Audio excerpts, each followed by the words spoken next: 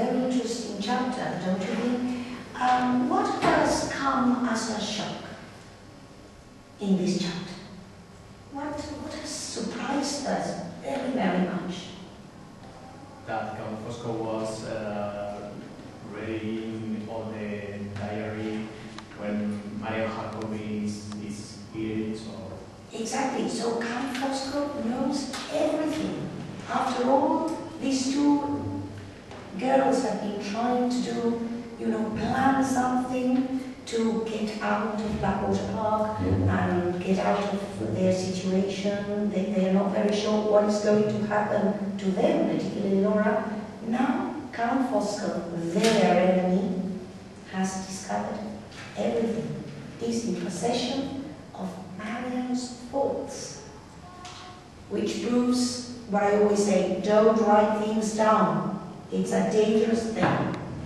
Right, what other interesting things do we discover? What do you think of Marian in this chapter?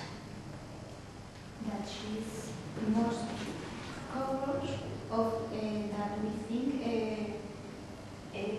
When we read about the chapter, we know that she has a lot of character, that she has the skill of a man, but in this chapter they show all her power and her strength when she go under the window and all that. Exactly, because that was very difficult for a woman then and at night. And the danger of being found out. She has to go through the Countess' window, and the Countess, and then when she walks back, she has to go through the Count's window, who has come to his room and has lit up the room with a candle probably. So all this is very important. Marian shows courage and decision. Do we see this in the way she dresses even? What role does she take? The role of a lady, or? No, she acts like if she were more than a woman, because it's not normal that the strength, and it's not normal the courage and the way she really enjoyed knowing more of her, and she's the fight that she puts up, that she's going to do something about their situation. What does she discover about Count Fosco and we? What is Count Fosco ready to do? What is Count Fosco ready to do? She discovered that he's in certain way really because what he pretends to do about killing Laura really impressed him. Exactly. This question, perhaps we can quote it. Percival, do you care about your wife? End quote. So did you suspect that Count Fosco would be capable of killing? Yes, of course. Yes, well, you're very clever. Because this is killing. Yes, but he thinks that the only way for having the money, he's really sure about doing it. How much money do we discover here? Now, do we have the confirmation that Sir Percival, what is Sir Percival after, really, when he marries Laura? Only money. He was after money because he has a lot of delaying money, so he has to give the money back, and he's in a big trouble now, and he's in a hurry to make something. And Fosco is giving him the solution in this chapter. Exactly. And what does Count Fosco want to do? Because now in this chapter we discover that Count Fosco is also interested in what? Also money, because he says there's two sentences where he says you will have 1,000 and I will have 100. And well, that is the sentence where we realize that he is also interested in that. Exactly. So both of them are interested. Does Percival love his wife? No. No. Yes. No. We know this when he asks, Count Fosco asks him this question, do you care for your wife? How much do you care? And he's not capable of saying a little.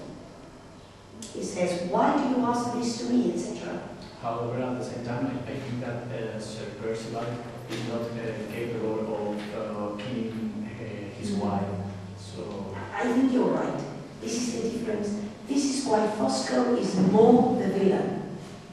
Because Percival is not capable, doesn't want to kill Laura. But in the end, Wilkie. But Wilkie acts as if he can close his eyes, if Count Fosco makes It's possible, yes. Yes, this is true. He will, well, look another way, you know. But Count Fosco is the one with the coldness of this coldness that the assassin has and needs to have. This cold-blooded spirit, you know, of being able to kill. Right, what about Fosco that lost the postulate? What do we discover about Fosco? Does he admire Marion? Yes. Let me quote this quote. Under happier circumstances, how worthy I should have been of Miss Hawkham, how worthy Miss Hawkham would have been of me. So, do you think that he is matching, pairing them together? They are perfect, the perfect couple. Under other circumstances, happier circumstances. Do you think that, Marian would have been able to return this love? In other circumstances, if things had been different. I think so, because we know from chapters before that Marian also admires a little bit the Count, so I think it would be possible. Yes, it would have been. If he had not been so bad, perhaps such a villain, or if she had been a little bit more villainous, they could have made the better couple. Right, what about Madame Fosco? How does she work for her husband? Is she a spy as well? She's a spy. She's like a slave of her husband.